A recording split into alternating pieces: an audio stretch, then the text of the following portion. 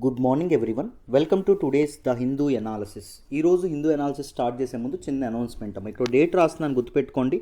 30th June 2021. ఎందుకు ఈ date గురించి చెప్తున్నాను అంటే 30th June 2021 వరకు మన ఇన్స్టిట్యూట్లో ఆఫర్ చేసే అన్ని సబ్జెక్ట్ వైజ్ కోర్సెస్ కూడా, అంటే కరెంట్ అఫైర్స్ కానీ, ఎకానమీ కానీ, పాలిటీ కానీ, హిస్టరీ కానీ, జాగ్రఫీ కానీ, ethics and integrity, mains answer writing ఏవి తీసుకున్నా జస్ట్ 5,000కి మాత్రమే రావడం అనేది జరుగుతుంది.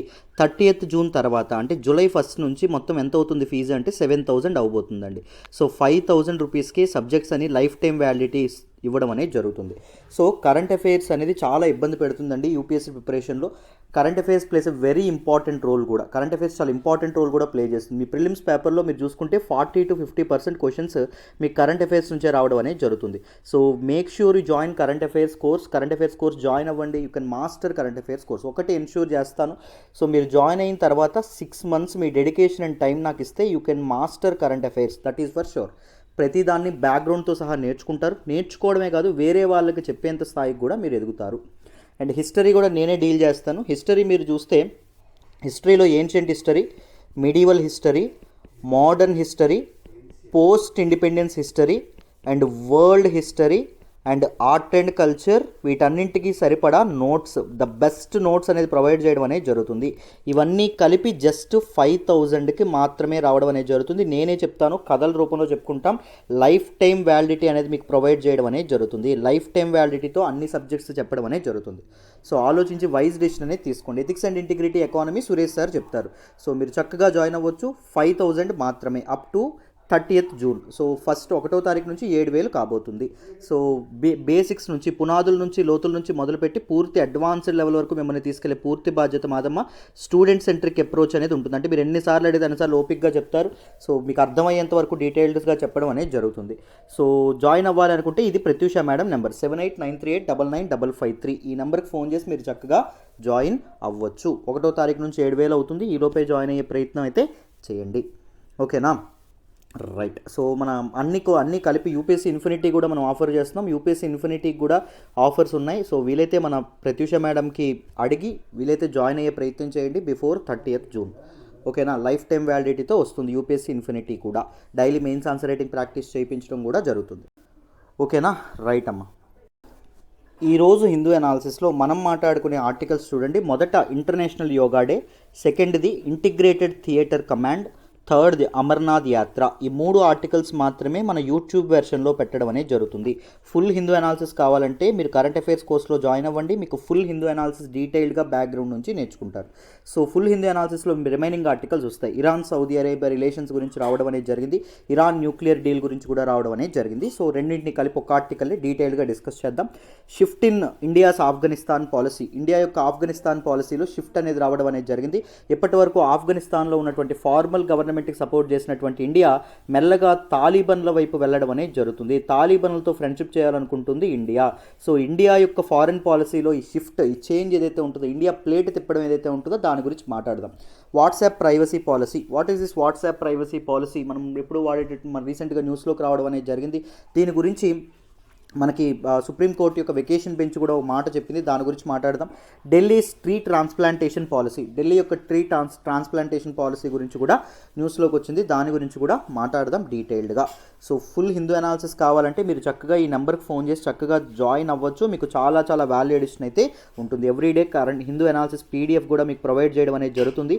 హిందూలో మిస్ అయిన articles everyday live class conduct చేసి దానిలో కవర్ చేయడం అనేది జరుగుతుంది. కరెంట్ అఫైర్స్ కాంప్రహెన్సివ్గా మీరు కవర్ చేయొచ్చు, ట్రస్ట్ మీ. ఓకేనా? మరి ఆర్టికల్ డిస్కస్ చేద్దాం. మరి ఈరోజు హిందూ అనాలిసిస్ స్టార్ట్ చేద్దాం. జాగ్రత్తగా వినండి అమ్మ. ఈరోజు హిందూ అనాలిసిస్లో మనం మాట్లాడుకునే మొదటి ఆర్టికల్ చూడండి. Yoga a ray of hope amid COVID-19. Very important article regarding GS paper 1 మన కల్చర్లో మాట్లాడతాం అండ్ జిఎస్ పేపర్ 2 హెల్త్లో కూడా మాట్లాడడం అనేది జరుగుతుంది. ఈ ఆర్టికల్ని నేను ద హిందూలోని ఢిల్లీ ఎడిషన్లో పేజ్ నెంబర్ 8 నుంచి సెలెక్ట్ చేసుకోవడం అనేది జరిగింది. సో నిన్న అంటే 21st June 2021 మనం ఇంటర్నేషనల్ యోగా డేని సెలబ్రేట్ చేసుకోవడం అనేది జరిగింది. సో అంతకీ ఇంటర్నేషనల్ యోగా డేని ఎందుకు సెలబ్రేట్ చేసుకుంటారు, ఇంకా గవర్నమెంట్ ఏ ఇనిషియేటివ్ తీసుకొచ్చింది, ప్రైమ్ మినిస్టర్ ఒక యాప్ లాంచ్ చేశారు, మొబైల్ అప్లికేషన్ దీనికి సంబంధించి, వాటన్నిటి గురించి కూడా డీటెయిల్గా డిస్కస్ చేద్దాం. And the significance of yoga in our culture కానీ లేకపోతే ఈ ప్రజెంట్ ఉన్నటువంటి హెల్త్ ఎకో సిస్టంలో యోగా అనేది ఎక్కడ ఫిట్ అవుతుంది, ఎంత ఇంపార్టెంట్ రోల్ ప్లే చేస్తుంది, దాని గురించి కూడా మనం మాట్లాడదాం. జాగ్రత్తగా వినండి. సో మొదట న్యూస్లోకి ఏమొచ్చిందో చూద్దాం. ప్రైమ్ మినిస్టర్ నరేంద్ర మోడీ గారు మండే అంటే నిన్న 21 జూన్ 2021 హీ టర్మ్డ్ యోగా. ఈయన యోగా గురించి మాట్లాడుతూ ఏం చెప్పారు అంటే, it is a ray of hope and source of strength in the midst of the COVID-19 pandemic. Corona virus పాండమిక్లో it is a ray of hope, ఒక ఆశాకిరణం లాంటిది ఏంటండి యోగా అని చెప్పి మన ప్రైమ్ మినిస్టర్ ప్రధానమంత్రి నరేంద్ర మోడీ గారు చెప్పడం అనేది జరిగింది. The world is amidst health crisis. ప్రపంచం అనేది ఒక హెల్త్ క్రైసిస్, ఒక ఆరోగ్య విపత్తుకు మధ్యలో ఉంది. దాని నుంచి మనల్ని కాపాడేటటువంటిది యోగా అనే విధంగా మనకి ప్రైమ్ మినిస్టర్ నరేంద్ర మోడీ గారు చెప్పడం అనేది జరిగింది. దాంతోపాటు he launched a mobile application called yoga application. He was addressing a program to mark the 7th International Yoga Day.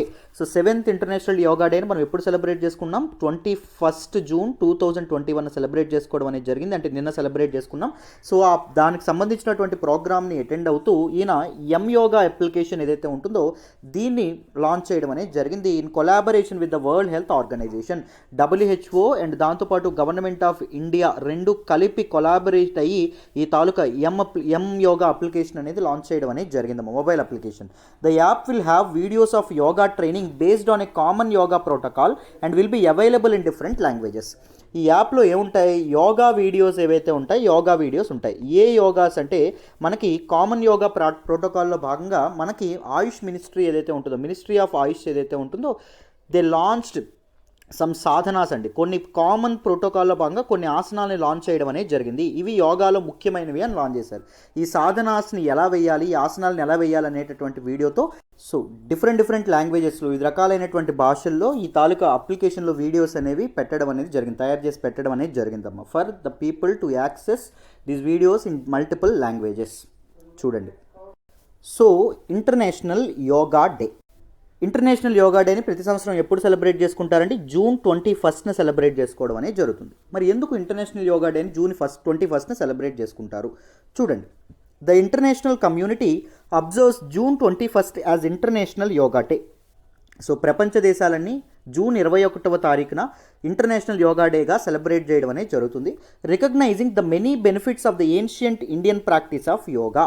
So ancient ప్రాచీన భారతదేశం తన వారసత్వ ఉనికిని చాటుతూ మనకిచ్చినటువంటి, మన చేతుల్లో పెట్టినటువంటి ఒక గొప్ప విద్య యోగా అండి. ఆ యోగా యొక్క లాభాలు ఏవైతే ఉన్నాయో, బెనిఫిట్స్ ఏవైతే ఉన్నాయో, ప్రయోజనాలు ఏవైతే ఉన్నాయో అవి ప్రపంచ దేశాల్లో ఉన్నటువంటి మానవాళి మొత్తానికి అందాలి అనేటటువంటి ఉద్దేశంతో ప్రపంచ దేశాలు, వరల్డ్ కమ్యూనిటీ ఏదైతే ఉంటుందో జూన్ 21న ఇంటర్నేషనల్ యోగా డేని సెలబ్రేట్ చేసుకోవడం అనేది జరుగుతుంది ప్రతి సంవత్సరం. The year 2021 marks the 7th annual international yoga day. So this year's yoga day is the 7th annual international yoga day అమ్మ. The United Nations theme for this year, ఈ సంవత్సరం international yoga డేకి theme ఏంటి అంటే yoga for well being.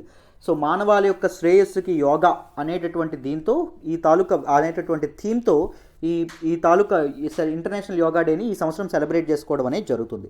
Which takes in to account how the practice can promote the holistic health of every individual. So ప్రతి ఒక్క మనిషి తాలూకా ఆరోగ్యాన్ని సమగ్రంగా అభివృద్ధి పరచడంలో, సమగ్రంగా ఇంప్రూవ్ చేయడంలో దిస్ యోగా ప్రాక్టీస్ అనేది ఎంత మేరకు ఉపయోగపడుతుంది అని చాటడానికి this particular yoga for well being అనే థీమ్తో ఈ ఇయర్ ఇంటర్నేషనల్ యోగా డేని సెలబ్రేట్ చేసుకుంటున్నారండి. Although yoga has long been recognized as India's gift to the global culture of wellness, the official UN recognition came after a push by Prime Minister Narendra Modi in 2014. Yoga అనేది మానవాళికి భారతదేశం ఇచ్చినటువంటి ఒక పెద్ద కానుక, ఒక పెద్ద బహుమానం అని చెప్పి ప్రపంచ దేశాలన్నీ అనుకుంటున్నప్పటికీ ఈ యునైటెడ్ నేషన్స్ ఐక్యరాజ్య సమితి మొదటిసారి ఈ డేని ఎప్పుడు రికగ్నైజ్ చేయడం అనేది జరిగింది అంటే 2014లో అమ్మ నరేంద్ర మోడీ గారు ప్రపోజ్ చేస్తారు. సో జూన్ 21వ తారీఖుని ఇంటర్నేషనల్ యోగా డేగా సెలబ్రేట్ చేద్దామని చెప్పి ఆయన ఎప్పుడైతే ప్రపోజ్ చేస్తారో ఆ ప్రపోజ్ యునైటెడ్ నేషన్స్ యొక్క కంట్రీస్ ఏవైతే ఉన్నాయో అవి యాక్సెప్ట్ చేయడం అనేది జరుగుతుంది. The United nations proclaimed June 21 as international day of yoga by passing a resolution on December 11, 2014 during the 69th session of the general assembly. So United nations general assembly ఏదైతే ఉంటుందో దీని తాలూకా 69th సెషన్ జరుగుతున్నప్పుడు, that is on December 11, 2014 ఒక resolution అనేది pass చేసి June 21 ఏదైతే ఉంటుందో June 21వ తారీఖుని ఇంటర్నేషనల్ డే ఆఫ్ యోగాగా ఇంటర్నేషనల్ కమ్యూనిటీ అనేది సెలబ్రేట్ చేసుకోబోతుంది అని చెప్పి యునైటెడ్ నేషన్స్ ప్రొక్లైమ్ చేయడం అనేది జరిగిందమ్మ. At the session PM Modi had said, ఈ తాలూకా జనరల్ అసెంబ్లీ మీటింగ్లో ప్రైమ్ మినిస్టర్ నరేంద్ర మోడీ గారు అప్పుడు ఏం చెప్పారంటే 2014లో yoga is an invaluable gift from our ancient tradition. మా ప్రాచీన సాంప్రదాయం నుంచి ఈ ప్రపంచానికి మేమిస్తున్నటువంటి ఒక పెద్ద కానుక ఏంటి అంటే yoga. Yoga embodies unity of mind and body, thought and action. Yoga అనేది మన తాలూకా శరీరాన్ని, మన తాలూకా మనస్సుని, మన తాలూకా ఆత్మని మూడింటిని ఏకం చేయడం అనేది జరుగుతుంది. Which is a holistic approach, is valuable to our health and hour well being. So ఎప్పుడైతే మన తాలూకా శరీరం, మన తాలూకా మనస్సు, మన తాలూకా ఆత్మ అనేది ఏకం అవుతాయో అప్పుడు మన ఆరోగ్యం బాగుంటుంది అని చెప్పి నరేంద్ర మోడీ గారు ఈ తాలూకా యునైటెడ్ నేషన్స్ జనరల్ అసెంబ్లీ మీటింగ్లో చెప్పడం అనేది జరిగింది. Yoga is not just about exercise, it is a way to discover the sense of oneness with your self, the world and the nature. So yoga అనేది ఒక జస్ట్ ఎక్సర్సైజ్ మాత్రమే కాదంటండి. యోగా అనేది మనము ఈ ప్రపంచంతో, దాంతోపాటు ఈ ప్రకృతితో మమేకం చేసుకోవడానికి ఉపయోగించేటటువంటి ఒక సాధనం అని చెప్పి మన నరేంద్ర మోడీ గారు 2014లో జరిగినటువంటి 69th session of the general అసెంబ్లీలో, యునైటెడ్ నేషన్స్ జనరల్ అసెంబ్లీ మీటింగ్లో ప్రొక్లైమ్ చేయడం అనేది జరిగింది, తన స్పీచ్ ఇవ్వడం అనేది జరిగిందమ్మా. సో ఫస్ట్ యోగా డే అనేది ఎప్పుడు సెలబ్రేట్ చేసుకున్నారో చూడండి. The first yoga day celebrations were held in 2015, 2015లో ఎట్ రాజ్పాత్, ప్రజెంట్ రాజ్పాత్ ఏదైతే ఉంటుందో అక్కడ సెలబ్రేట్ చేసుకోవడం అనేది జరిగింది. ఇన్ న్యూఢిల్లీలో సెలబ్రేట్ చేసుకోవడం అనేది జరిగింది. And Modi along with other dignitaries had created 2 Guinness world records. So first yoga day celebrations కింద మన నరేంద్ర మోడీ గారు 2 గిన్నిస్ వరల్డ్ రికార్డ్స్ అనేవి నెలకొల్పడం అనేది జరిగింది. The first record was set for housing 35,985 people and being the world's largest yoga session. 35,985 మందితో కూడినటువంటి world's largest yoga session అనేది conduct చేశారు నరేంద్ర మోడీ గారు. The second one was for having the most number of nationalities participating in. సుమారుగా 84 దేశాల నుంచి individuals ఎవరైతే ఉన్నారో, పీపుల్ ఎవరైతే ఉన్నారో వాళ్ళు ఈ తాలూకా సెషన్లో పార్టిసిపేట్ చేయడం అనేది జరిగింది. సో ఒక యోగా సెషన్లో ఇంతమంది నేషనాలిటీస్ పార్టిసిపేట్ చేయడం ఇదే మొదటిసారి. 2 గిన్నిస్ వరల్డ్ రికార్డ్స్ ఏవైతే ఉన్నాయో వాటిని నరేంద్ర మోడీ గారు తన చేతులతో నెలకొల్పడం అనేది జరిగిందమ్మా. On the first yoga day ఎప్పుడు సెలబ్రేట్ చేశారు? 2015, June 21, 2015. సో December 11, 2014 ప్రొక్లైమ్ చేసింది కదా United nations general assembly, 2015 celebrate చేయడం అనేది జరిగింది, మొదటి yoga day. So where does this word yoga came from? మరి యోగా అనేటటువంటి పదం, దాని తాలూకా జెనసిస్ ఏంటి, ఎక్కడి నుంచి రావడం అనేది జరిగింది? The word yoga is derived from Sanskrit and means to join or to unite. Yoga అనేటటువంటి పదం సంస్కృత భాష నుంచి పుట్టడం అనేది జరిగింది. సో యోగా అంటే అర్థం ఏంటి అంటే టు జాయిన్, టు యునైట్, కలవడం అనే అర్థం. Symbolising the union of a persons body and consciousness. ఒక వ్యక్తి తాలూకా శరీరము అండ్ వ్యక్తి తాలూకా ఆత్మ కలవడానికి సింబాలిక్గా యోగా అనేటటువంటి పదాన్ని దీనికి ఇవ్వడం అనేది జరిగిందమ్మా. So that is how this word yoga came from. Yoga అనేటటువంటి పదం ఆ విధంగా వచ్చింది. ఆయుష్ యోగా ప్రోటోకాల్ చూడండి, ఇందాక యోగా ప్రోటోకాల్ అని చెప్పాం కదా, మన తాలూకా యోగా అప్లికేషన్లో ఉంటుంది అని చెప్పి దాని గురించి చూడండి. In its common yoga protocol from 2019, 2019లో మన తాలూకా మినిస్ట్రీ ఆఫ్ ఆయుష్ ఏదైతే ఉంటుందో, ఆయుష్ అంటే A for Ayurveda, Y for yoga, Y for yoga and naturopathy, U for Unani, S for Siddha and H for homeopathy. So AYUSH ministry ఏదైతే ఉంటుందో 2019లో ఒక కామన్ యోగా ప్రోటోకాల్ అనేది చెప్పడం అనేది జరిగింది. సో దీనిలో భాగంగా కొన్ని సాధనాస్ని ఏర్పాటు చేయడం అనేది జరిగింది. సాధనాస్ ఏంటి అంటే యమ అనేటటువంటి సాధన, నియమ అనేటటువంటి సాధన, ఆసన అనేటటువంటి సాధన, ప్రాణాయామ అనేటటువంటి సాధన, ప్రత్యాహార అనేటటువంటి సాధన, ధరణ అనేటటువంటి సాధన, ధ్యాన అనేటటువంటి సాధన, సమాధి అనేటటువంటి సాధన, బంధాస్ అనేటటువంటి సాధన, ముద్రాస్ అనేటటువంటి సాధన, సత్కర్మాస్ అనేటటువంటి సాధన, యుక్తహార అనేటటువంటి సాధన, మంత్రజప అనేటటువంటి సాధన, యుక్తకర్మ అనేటటువంటి సాధన. దీస్ ఆర్ ఆల్ పాపులర్ సాధనాస్ అండి. ఈ పాపులర్ సాధనాస్తో కూడినటువంటి ఒక కామన్ యోగా ప్రోటోకాల్ని ministry of AYUSH, I for Ayurveda, Y for yoga and naturopathy, U for Unani, S for Siddha, H for homeopathy, ఈ ప్రోటోకాల్ని ఇంట్రడ్యూస్ చేయడం అనేది జరిగింది. ఎవరు? ఆయుష్ మినిస్ట్రీ. సో ఈ యోగా డే యొక్క ఫోల్డింగ్ హ్యాండ్స్ లోగో అనేది రిలీజ్ చేయడం అనేది జరిగింది. దాని గురించి తెలుసుకుందాం. చూడండి, ఇలాంటి క్వశ్చన్స్ అనేవి మీకు అపేర్ అయ్యేటటువంటి అవకాశం ఉంటుంది ప్రిలిమ్స్లో. So the meaning of these particular logos. The Ayush protocol describes the folding hands logo of Yoga Day as reflecting the union of individual consciousness with that of universal consciousness, a perfect harmony between mind and body, man and nature, the holistic approach to health and well-being. So ఈ తాలూకా folding hands logo ఏదైతే ఉంటుందో చూడండి, నమస్కరించేటటువంటి logo ఇదేం చెప్తుంది? So this indicates, this symbolizes ఒక individual union of individual consciousness. ఒక వ్యక్తి తాలూకా శరీరం ఏదైతే ఉంటుందో శరీరము, దాంతోపాటు యూనివర్సల్ కాన్షియస్నెస్ అంటే మన ఈ విశ్వం ఏదైతే ఉంటుందో విశ్వం యొక్క ఆత్మతో కలవడం ఏదైతే ఉంటుందో, యూనియన్ అవ్వడం ఏదైతే ఉంటుందో దాన్ని సింబలైజ్ చేయడం అనేది జరుగుతుంది. It is a perfect harmony between mind and body. Mind, దాంతోపాటు మనిషి తాలూకా మనస్సు, దాంతోపాటు శరీరానికి ఇది perfect union. And man and nature, మనిషి అండ్ దాంతోపాటు ప్రకృతికి సరైనటువంటి యూనియన్ అని కూడా చెప్పడం అనేది జరిగింది.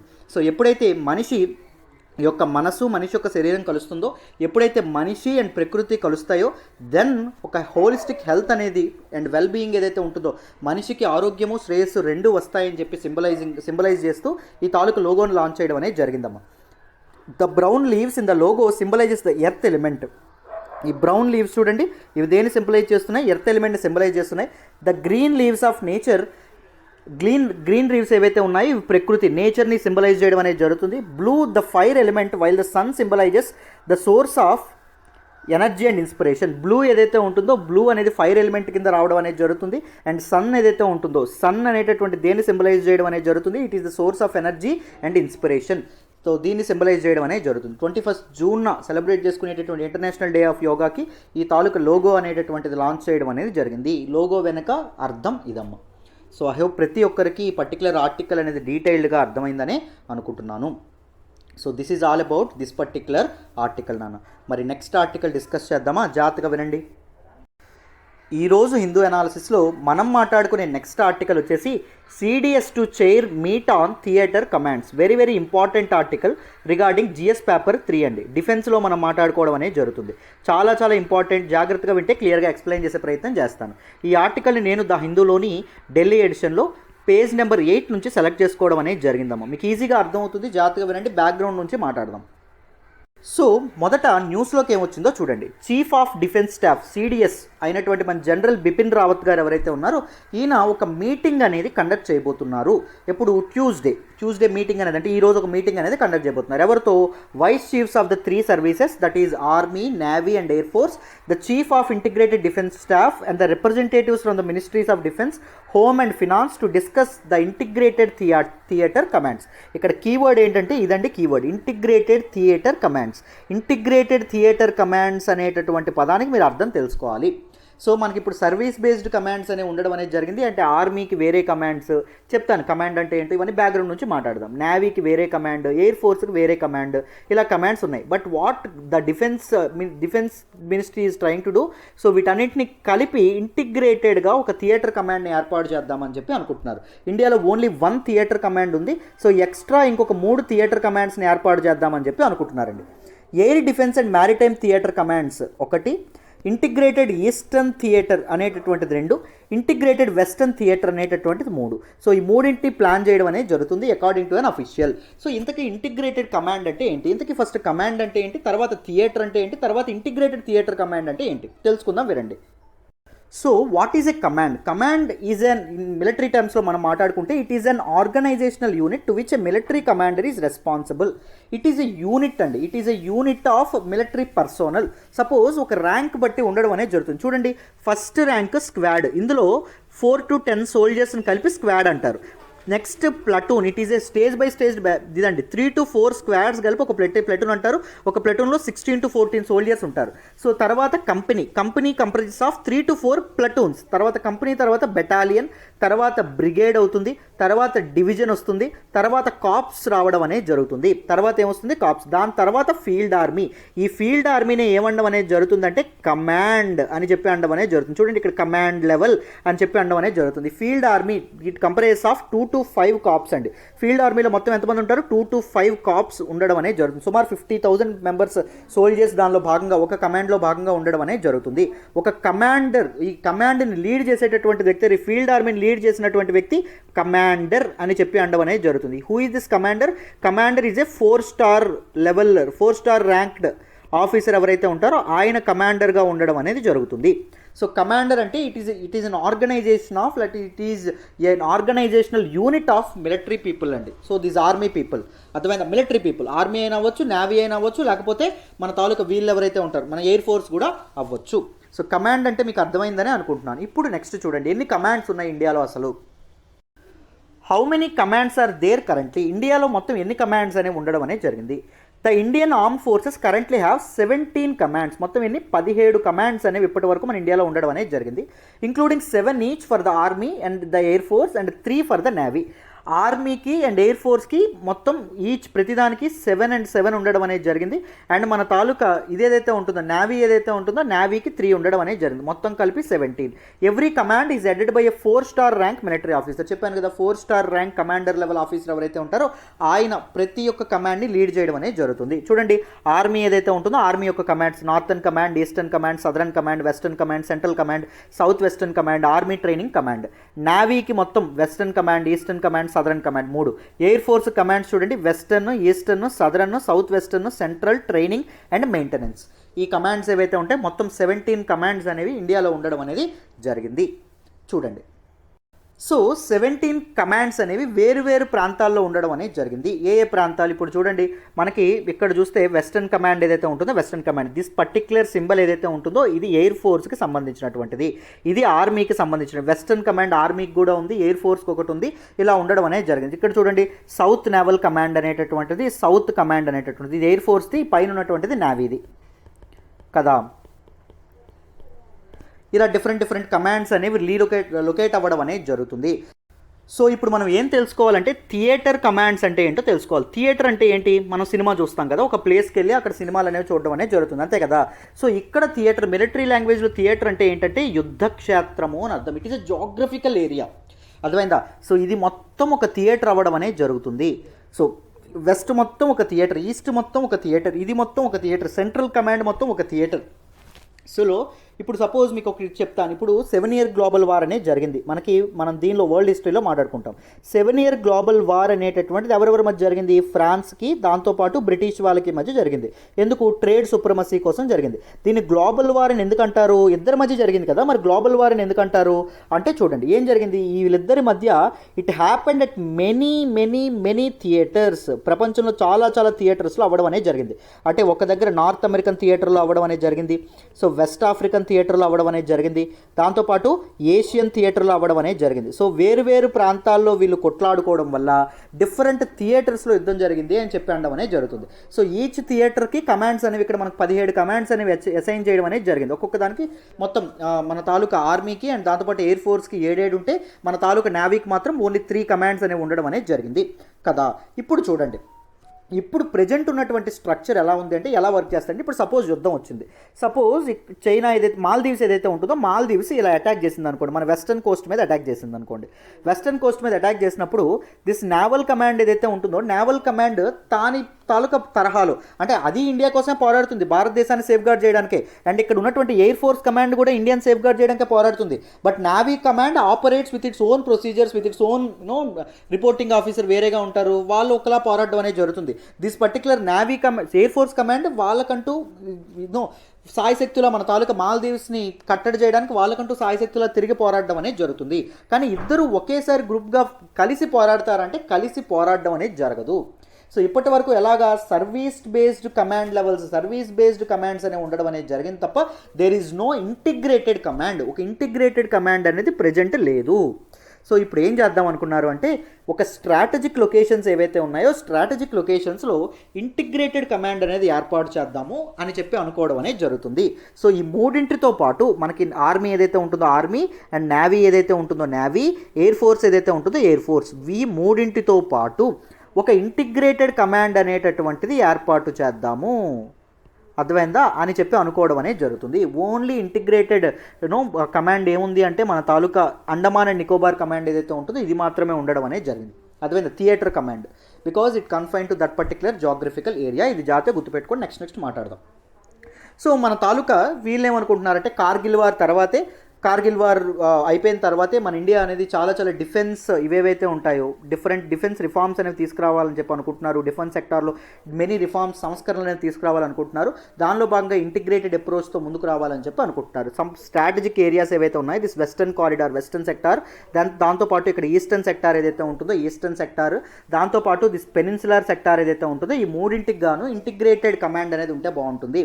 సో వెస్టర్న్కి ఏముంది, ఇప్పుడు వెస్టర్న్ సెక్టార్ ఆల్రెడీ ఉంది, బట్ వెస్టర్న్ సెక్టార్కి మన ట్రూప్స్ ఎలా ఉన్నాయి, ఆర్మీకి ఒక ట్రూప్ ఉంది, ఎయిర్ ఫోర్స్కి ఒక ట్రూప్ ఉంది, మన తాలూకా నేవీకి ఒక ట్రూప్ ఉండడం అనేది జరిగింది. సో వాళ్ళు ఏం చేస్తారు, ఒకవేళ పాకిస్తాన్ నుంచి యుద్ధం జరిగితే వీళ్ళందరూ ఏం చేస్తారు, వేరువేరుగా పోరాడడం అనేది జరుగుతుంది. అలా కాకుండా ఈ ఆర్మీ నుంచి కొంతమంది పర్సనల్ని తీసుకోవాలి, కొంతమంది సిబ్బందిని, నేవీ నుంచి కొంతమంది సిబ్బందిని తీసుకోవాలి, దాంతోపాటు ఎయిర్ ఫోర్స్ నుంచి కొంతమంది సిబ్బందిని తీసుకోవాలి. వీళ్ళ ముగ్గురిని కలిపి ఒక ఇంటిగ్రేటెడ్ కమాండ్ అనేది ఏర్పాటు చేస్తే బాగుంటుంది కదా, ముగ్గురికి మూడింట్లోని శిక్షణ ఇస్తే బాగుంటుంది కదా అనేటటువంటి విషయం మీద చర్చలు జరుపుతూ ఉన్నారండి. సో ఇంటిగ్రేటెడ్ వెస్టర్న్ కమాండ్ ఒకటి, ఇంటిగ్రేటెడ్ ఈస్టర్న్ కమాండ్ ఒకటి, అండ్ ఇంటిగ్రేటెడ్ పెనిన్సులర్ కమాండ్ ఒకటి ఏర్పాటు చేస్తే బాగుంటుంది అని చెప్పి మన డిఫెన్స్ మినిస్ట్రీ వాళ్ళు ఆలోచించడం అనేది జరుగుతుంది for the better mobilization of troops.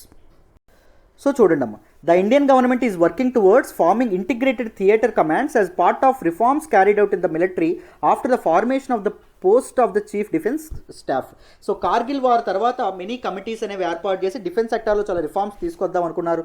దానిలో భాగంగానే this particular chief of defence staff అనేటటువంటి మనకి ఇప్పుడు ప్రెజెంట్ బిపిన్ రావత్ గారు ఉన్నారు, జనరల్ బిపిన్ రావత్ గారు ఇలాంటి పోస్ట్ ఒకటి క్రియేట్ చేశారు. దాంతోపాటు మిలిటరీ కమాండ్స్ ఏవైతే ఉంటాయో వాటిని ఇంటిగ్రేట్ చేద్దామని చెప్పి కూడా అనుకోవడం అనేది జరిగింది. ఇంటిగ్రేటెడ్ థియేటర్ కమాండ్స్, మనకు ఆల్రెడీ జాయింట్ కమాండ్స్ ఉన్నాయి, అంటే ఆర్మీ వాళ్ళు, మిలిటరీ వాళ్ళు ప్లస్ నేవీ వాళ్ళు కలిపినటువంటి కమాండ్స్ ఉన్నాయి. బట్ వాళ్ళు they will work in many places, ఇండియాలో ఎక్కడైనా వర్క్ చేస్తారు. అలా కాకుండా ఒక థియేటర్ కంటూ వెస్టర్న్ జాగ్రఫికల్ ఏరియా, థియేటర్ అంటే జాగ్రఫికల్ ఏరియా గుర్తుపెట్టుకోండి, వెస్టర్న్ జాగ్రఫికల్ ఏరియా కంటూ ఒక పర్టిక్యులర్ కమాండ్ అనేది ఉంటే బాగుంటుంది. అండ్ ఈస్టర్న్ జాగ్రఫికల్ ఏరియాకి థియేటర్ కంటూ ఒక పర్టిక్యులర్, అంటే అక్కడ యుద్ధం చేయడానికి ఒక కమాండ్ అనేది ఉంటే బాగుంటుంది అని చెప్పి అనుకోవడం అనేది జరుగుతుంది. What are integrated theatre commands? Integrated theatre commands అంటే ఏంటో చూడండి అమ్మా, ఇప్పుడు ఆల్రెడీ ఎక్స్ప్లెయిన్ చేశాను, మళ్ళీ దాని వర్డ్స్లో చెప్తున్నాను. And integrated theatre command envisages a unified command of 3 services.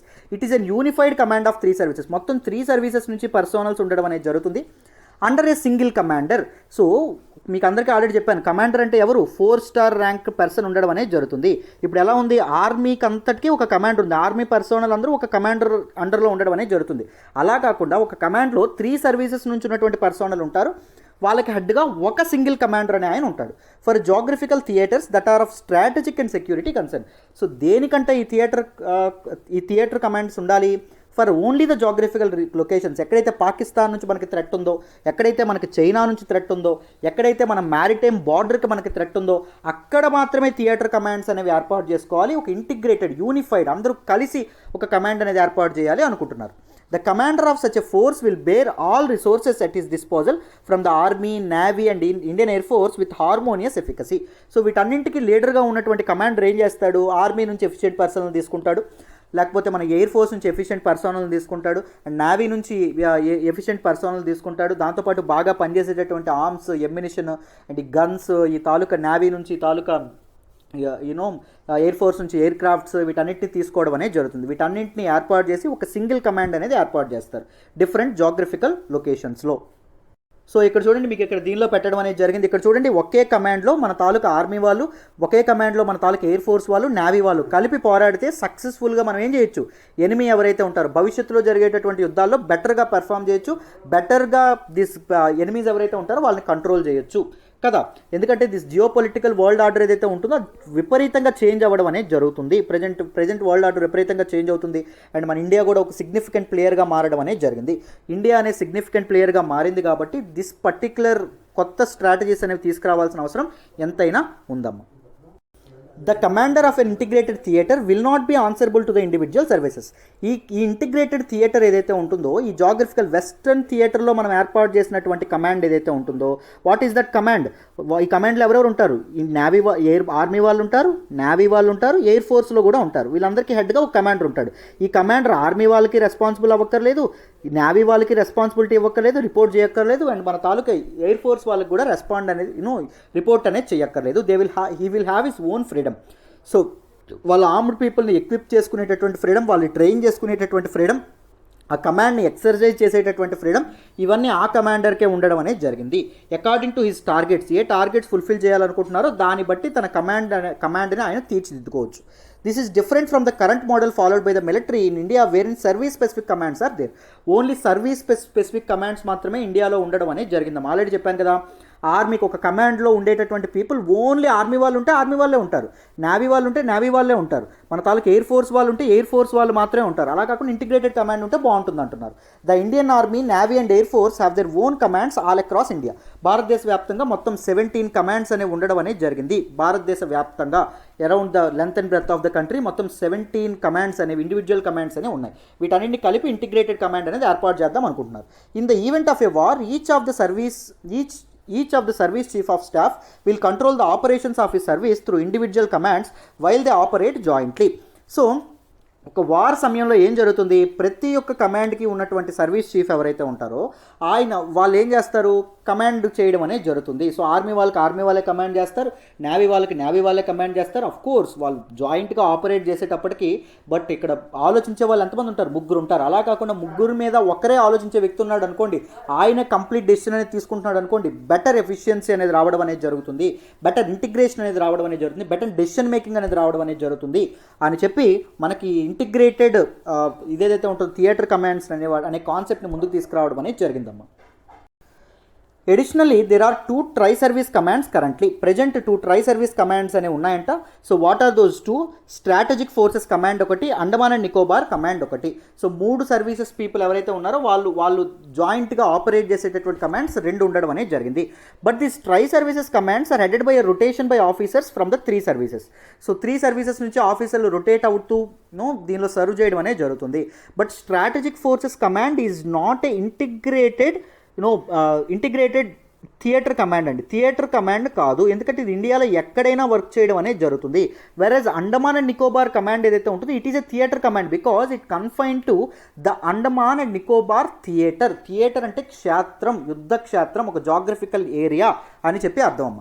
The ANC is an integrated theatre command, currently the only one in India. ఇండియాలో ఉన్నటువంటి only integrated theatre command ANC మాత్రమే. It is a joint command, strategic forces command, but tri service command, కానీ అది theatre command కాదు. జాగ్రత్తగా గుర్తుపెట్టుకోండి, ఇండియాలో ఎక్కడైనా దాన్ని డిప్లాయ్ చేస్తారు, బట్ కానీ అండమాన్ అండ్ నికోబార్ కమాండ్ మాత్రం ఓన్లీ అండమాన్ అండ్ నికోబార్ ఐలాండ్స్లోనే డిప్లాయ్ అవ్వడం అనేది జరుగుతుంది.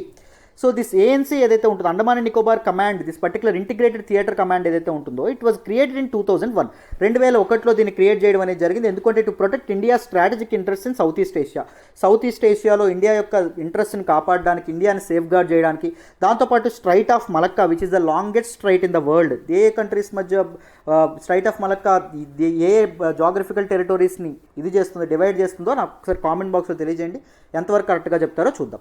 By enhancing the rapid deployment of military assets in the islands. So ఐలాండ్స్లో మన తాలూకు ఇండియన్ ఓషన్ రీజియన్ అనేది చైనా వశం అయిపోకుండా, లేకపోతే అదర్స్ గ్లోబల్ పవర్స్ చేతుల్లోకి వెళ్ళిపోకుండా కాపాడడానికి ఈ తాలూకా ఇంటిగ్రేటెడ్ కమాండ్ని ఎస్టాబ్లిష్ చేయడం అనేది జరిగింది. So ANC, this particular Andaman and Nicobar command అనేది పోర్ట్ బ్లేయర్ స్టేషన్ అయి ఉండడం అనేది జరిగిందమ్మ. The SFC handles the delivery and operational control of the country's nuclear assets. So ఈ స్ట్రాటజిక్ ఫోర్స్ కమాండ్ అనేది ఎందుకు ఇచ్చేశారు, కంట్రీ యొక్క న్యూక్లియర్ అసెట్స్, న్యూక్లియర్ వెపన్స్ ఏవైతే ఉన్నాయో వాటిని కంట్రోల్ చేయడానికి దీన్ని ఏర్పాటు చేయడం అనేది జరిగింది. So it is not confine to one particular area. జాగ్రత్తగా గుర్తుపెట్టుకోండి, Andaman and Nicobar confine to one particular area, అందుకే దాన్ని ఇంటిగ్రేటెడ్ థియేటర్ కమాండ్ అని చెప్పి అంటాం.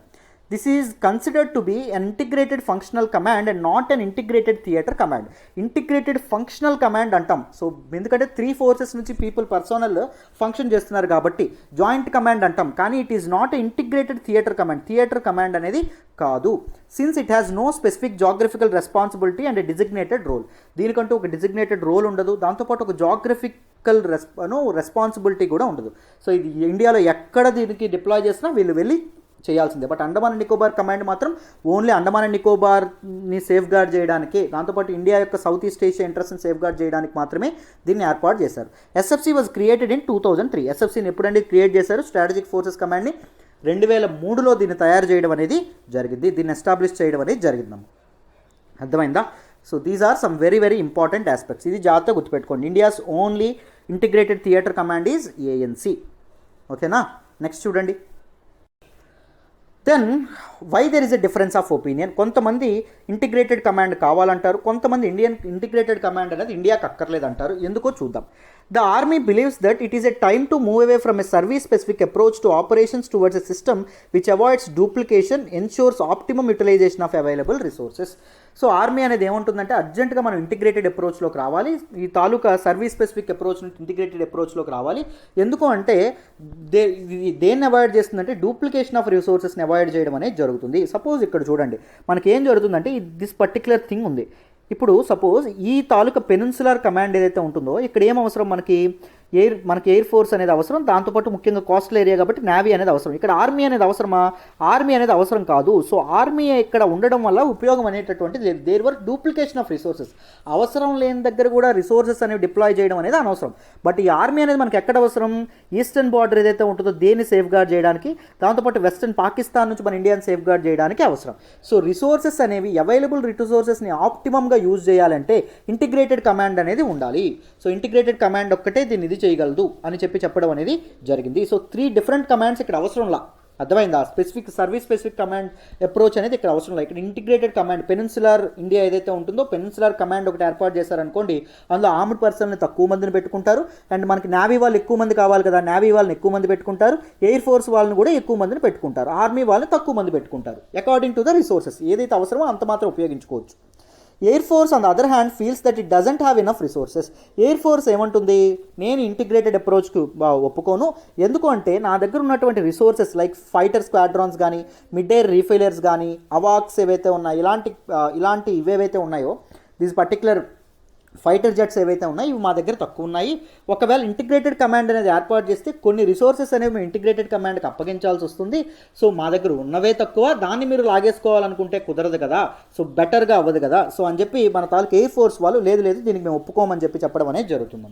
సో 2-3 ఇయర్స్ నుంచి ఈ తాలూకు డిస్కషన్స్ నడుస్తున్నాయి ఇంటిగ్రేటెడ్ థియేటర్ కమాండ్ గురించి. బట్ కానీ ఎయిర్ ఫోర్స్ మాత్రం నో చెప్తుంది, దానికి అడ్డుగా ఉండడం అనేది జరిగింది.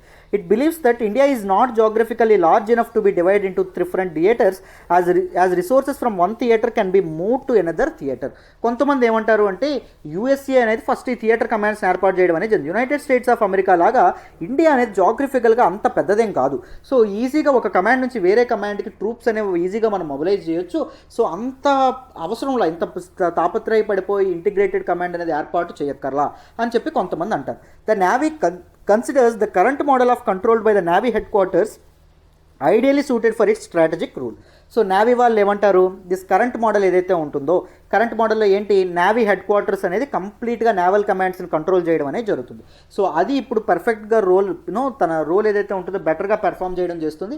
ఇంటిగ్రేటెడ్ కమాండ్ ద్వారా అయితే చాలా ప్రాబ్లమ్స్ అనేవి రావచ్చు, ఆ వచ్చినటువంటి కమాండర్కి ఈ గ్రిప్ అనేది లేకపోవచ్చు నేవీ మీద, అదర్ ఎయిర్ ఫోర్స్ మీద కూడా అని చెప్తారండి.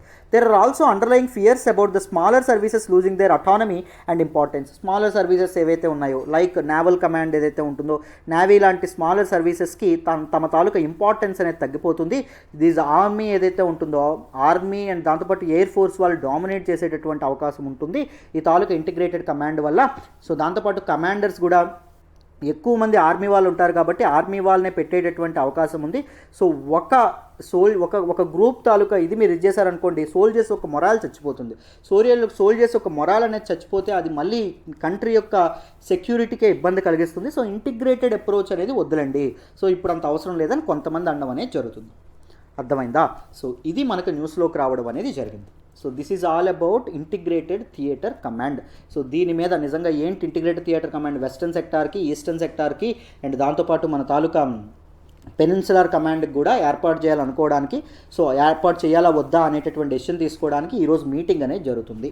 సో జనరల్ బిపిన్ రావత్ గారు ఆ మీటింగ్ కండక్ట్ చేస్తున్నారు. సో ఏదో ఒక డెసిషన్ వస్తుందన్నమాట. ఓకేనా? This is all about this particular article. I hope ప్రతి ఒక్కరికి ఈ ఆర్టికల్ అర్థమైందని అనుకుంటున్నాను. Let us move to the next article. ఈరోజు హిందూ అనాలిసిస్లో మనం మాట్లాడుకునే నెక్స్ట్ ఆర్టికల్ వచ్చేసి Amarnath Yatra not to be held this year. Very important article regarding GS paper 1 అండి. ఆర్ట్ అండ్ కల్చర్లో మనం మాట్లాడుకోవడం అనేది జరుగుతుంది. చాలా ఇంపార్టెంట్. ఈ ఆర్టికల్ని నేను ద హిందూలోని ఢిల్లీ ఎడిషన్లో పేజ్ నెంబర్ 10 నుంచి సెలెక్ట్ చేసుకోవడం అనేది జరిగిందమ్మా. జాగ్రత్తగా వినండి, అమర్నాథ్ యాత్ర గురించి డీటెయిల్గా మాట్లాడదాం, మీకు ఈజీగా అర్థమవుతుంది.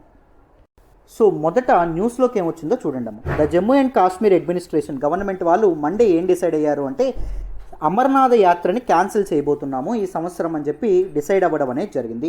సో అమర్నాథ్ వ్యాలీ ఏదైతే ఉంటుందో దానికి పిల్గ్రిమేజ్ యాత్ర ఏదైతే ఉంటుందో ప్రతి సంవత్సరం కండక్ట్ చేసేటటువంటి యాత్రను మేము క్యాన్సిల్ చేసేస్తున్నాము బికాస్ ఆఫ్ COVID-19 పాండమిక్ అని చెప్పి జమ్మూ అండ్ కాశ్మీర్ అడ్మినిస్ట్రేషన్ వాళ్ళు చెప్పారండి. ద 56-day యాత్ర was scheduled to start on June 28. So June 28 నుంచి 56 రోజుల పాటు యాత్ర కొనసాగుతుందని చెప్పి స్కెడ్యూల్ చేసినప్పటికీ COVID-19 పాండమిక్ అనేది ముదురుతోంది. సో ప్రజల తాలూకా ఆరోగ్యం, ప్రజారోగ్యం అనేది మాకు అన్నింటికంటే ముఖ్యం కాబట్టి అమర్నాథ్ యాత్రని ఈ సంవత్సరం మేము క్యాన్సిల్ చేయబోతున్నాము అని చెప్పి మన తాలూకు జమ్మూ అండ్ కాశ్మీర్ అడ్మినిస్ట్రేషన్ వాళ్ళు చెప్పడం అనేది జరిగిందమ్మ. So in this regard let us try to understand this Amarnath yatra. దీని గురించి బ్యాక్గ్రౌండ్ తెలుసుకుందాం, జాగ్రత్తగా వినండి అన్న. సో అమర్నాథ్ యాత్ర, what is the significance of this particular యాత్ర? చూడండి, అమరేంద్ర స్వామి టెంపుల్, సో లింగం అనేది ఉండడం అనేది జరుగుతుంది. చాలామంది ప్రతి సంవత్సరం కాలినడకన అక్కడికి వెళ్ళి దర్శించుకోవడం అనేది జరుగుతుంది. The Amarnath cave deep is in Himalayas in south Kashmir. South కాశ్మీర్లో ఇది ఒక కేవ్ అండి, ఇది ఒక లోయ. మన అమర్నాథ్ ఏదైతే ఉంటుందో Amarnath. The cave is 3888 meters above sea level. So మన తాలూకా సముద్ర మట్టం నుంచి 3888 మీటర్ల ఎత్తులో మన తాలూకా ఈ లోయ అనేది ఉండడం అనేది జరిగింది. It can be reached only on foot or by pony. So అమర్నాథ్ని మనం ఓన్లీ కాలినడకను దర్శించుకోవచ్చు, దాంతోపాటు బై పోనీ అంటే చిన్న గుర్రాలు ఉంటాయి, తక్కువ హైట్ ఉన్నటువంటి గుర్రాలు ఉంటాయండి, దాని మీద కూడా మనం వెళ్ళొచ్చు. Each year hundreds of thousands of pilgrims make the trek up to the shrine. So ప్రతి సంవత్సరం hundreds and thousands of pilgrims ఎవరైతే ఉంటారో, భక్తులు ఎవరైతే ఉంటారో వాళ్ళు ఈ తాలూకా లింగాన్ని దర్శించుకోవడానికి వెళ్ళడం అనేది, అమర్నాథ్కి వెళ్ళడం అనేది జరుగుతుంది. అమర్నాథ్ యాత్ర చేపట్టడం అనేది జరుగుతుంది. చాలా చాలా important for Hindu community. Hindu రిలీజియన్లో one of the very important, మైథాలజీలో ఉన్నటువంటి one of the very important significant yatra ఏంటి అంటే అమర్నాథ్ యాత్ర లేదా Amarnath pilgrimage. How the deity in the shrine is formed. So ఆ డీటీ, ఆ లింగం అనేది ఎలా ఫామ్ అవ్వడం అనేది జరిగిందో చూడండి. The ice lingam is formed by a trickle of water from a cleft in the cave's roof. మన తాలూకా లో ఏదైతే ఉంటుందో దాని తాలూకా రూఫ్ పైకప్పు నుంచి చిన్నగా వాటర్ పడుతూ ఒక ఐస్ లింగం ఏదైతే ఉంటుందో, మంచు లింగం ఏదైతే ఉంటుందో అది ఏర్పాటు అవ్వడం అనేది జరిగింది. The Shivalingam gets its full shape in May. Shivalingam అనేది మేలో ఫుల్ షేప్ రావడం అనేది జరుగుతుంది. After which it begins to melt by August కల్లా అది మెల్ట్ అయిపోవడం అనేది జరుగుతుందమ్మ. The water freezes as it drips, forming over time a tall smooth ice stalagmite. So ఈ తాలూకా ఇదేదైతే ఉంటుందో, this particular trickle of water ఏదైతే ఉంటుందో అది పడుతూ కొద్దీ ఆ వాటర్ అనేది ఫ్రీజ్ అవ్వడం అనేది జరుగుతుంది, గడ్డకట్టుకుపోవడం అనేది జరుగుతుంది. దానివల్ల స్మూత్ ఐస్ స్టాలగ్మైట్ ఏదైతే ఉంటుందో అది ఫామ్ అవుతుందమ్మా. స్టాలగ్మైట్ అంటే ఏంటంటే ఇలాంటి ఐస్తో ఇలాంటి లింగాకారం అనేది ఏర్పాటు అవ్వడం అనేది జరుగుతుంది. వేరాజ్ స్టాలక్టైట్, చూడండి స్టాలగ్మైట్ స్టాలక్టైట్ తేడా ఉందండి. స్టాలక్టైట్ అంటే ఏంటి అంటే పైనుంచి ఇలా సూదుల్లా రావడం అనేది జరుగుతుంది. అదేంటండి, నేను పిక్స్ కూడా చూపిస్తాను, మీకు అర్థమవుతుంది. The stalactite is an icicle shaped formation that hangs from the ceiling. ఇది సీలింగ్ నుంచి హ్యాంగ్ అవుతుంది. వేరాజ్ స్టాలగ్మైట్ అనేటటువంటిది కింద నుంచి పైకి ఉండడం అనేది జరుగుతుంది. దిస్ పర్టికులర్ ఫ్లోర్ మీద ఉండడం అనేది జరుగుతుంది from the ceiling of a cave and is produced by precipitation of minerals from water dripping through the cave ceiling. Cave ceiling నుంచి వాటర్ వచ్చినటువంటి వాటర్లో ఉండేటటువంటి మినరల్స్ పడుతూ ఉండడం వల్ల ఏం జరుగుతుంది, అవి గడ్డ కట్టుకుపోవడం వల్ల ఏర్పాటు అవ్వడం అనేది జరుగుతుందమ్మా. ఇలాంటి ఒక స్టాలక్టైట్ అనేటటువంటిది ఏర్పాటు అవ్వడం అనేది జరుగుతుంది. Most stalactites have pointed tips. వీటికి పాయింటెడ్ టిప్ అనేది ఉండడం అనేది జరుగుతుంది. Whereas a stalagmite is an upward growing that have precipitated from water dripping on to the floor of a cave. So మన తాలూకా దారలా పడినటువంటి వాటర్ గడ్డ కట్టుకుపోయి కింద నుంచి అప్వర్డ్ గ్రో అవ్వడం అనేది జరుగుతుంది, లింగాకారంలో ఉండడం అనేది జరుగుతుంది. Most stalagmites have rounded or flattened. చాలా వరకు స్టాలగ్మైట్స్ రౌండెడ్గా కానీ ఫ్లాటెండ్గా అయినా ఉంటాయి. అండ్ స్టాలక్టైట్స్ ఏవైతే ఉన్నాయో అవి సూదిగా ఉండడం అనేది జరుగుతుంది. అవి డౌన్వర్డ్ ఫామ్ అవ్వడం అనేది జరుగుతుంది. చూడండి, పిక్స్ చూపిస్తే మీకు అర్థమవుతుంది. దిస్ పర్టికులర్ థింగ్ చూడండి, ఇలా ఐస్ ఇలా గడ్డ కట్టుకుంది చూసారా, ఈ గడ్డ కట్టుకున్నటువంటి ఐస్ని స్టాలగ్మైట్ అని చెప్పి అనడం అనేది జరుగుతుంది.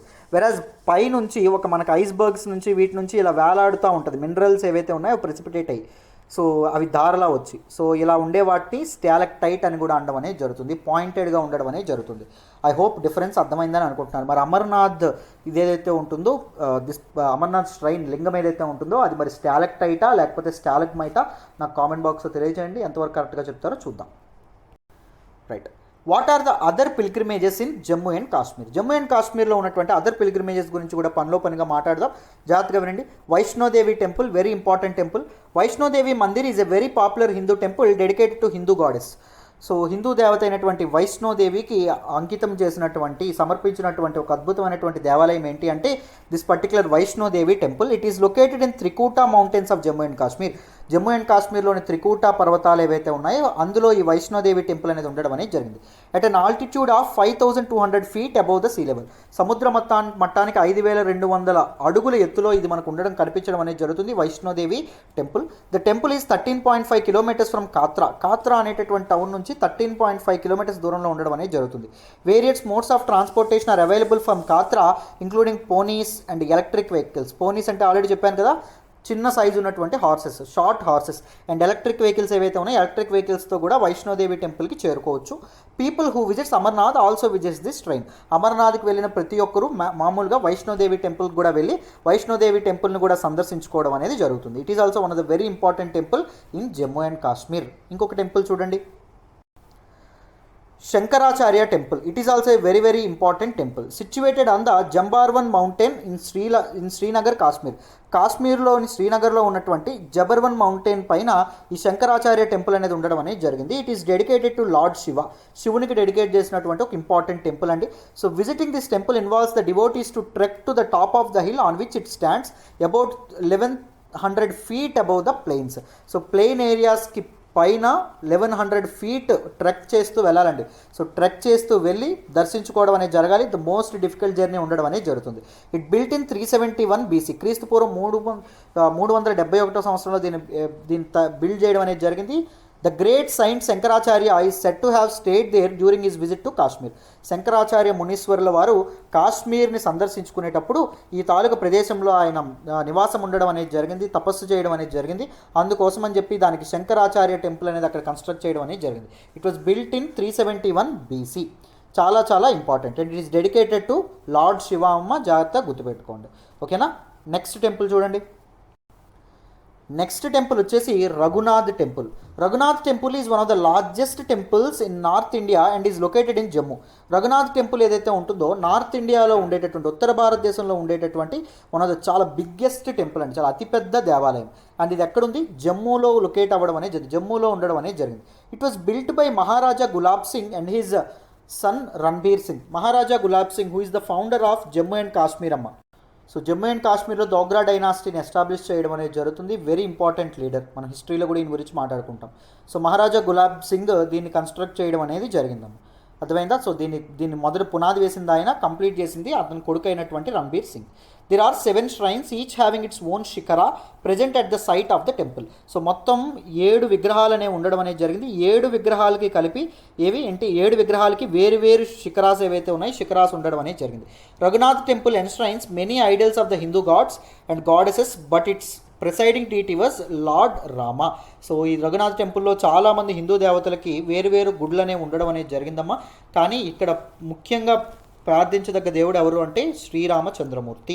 సో లార్డ్ రామ ఎవరైతే ఉన్నారో ఈయన్ని ప్రిన్సిపల్ డీటీగా అక్కడ పూజించడం అనేది జరుగుతుంది. It is dedicated to Lord Rama అని అర్థం, ఓకేనా. So these are 3 important temples.